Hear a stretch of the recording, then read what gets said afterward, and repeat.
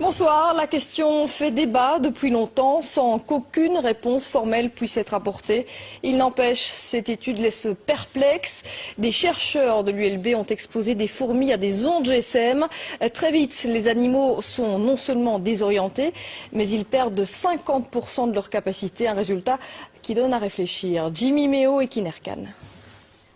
L'expérience peut être réalisée très rapidement. Poser un téléphone portable au milieu d'une société de fourmis et déjà instantanément, les premiers effets sont visibles. Vous voyez que celle-ci n'a plus sa locomotion normale. C'est plus faire aller ses pattes, c'est parce qu'elle a été trop longtemps près des ondes. Ça, c'est une ataxie musculaire. Le premier système touché est le système nerveux. Mais le système nerveux, il dirige tout.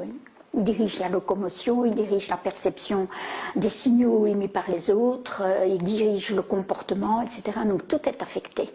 Les capacités d'apprentissage des fourmis exposées aux générateurs d'ondes sont affectées de 50% par rapport à la normale. Et même avec une période de récupération, elles ne retrouvent que 60% de leur capacité de mémorisation.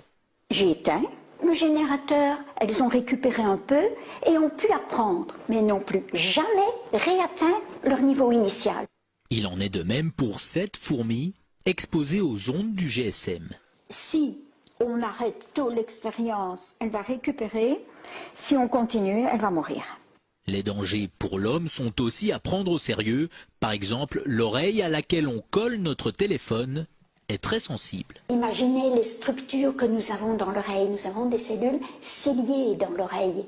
Déjà dans l'oreille moyenne, la trompe d'Eustache, mais après, pour l'équilibre, pour le son, ce sont des cellules terriblement fragiles. Les conseils, éloignez votre appareil, pas d'utilisation pendant trop longtemps. Et contre les insectes nuisibles, un petit générateur d'ondes pourrait ainsi faire office d'insecticide.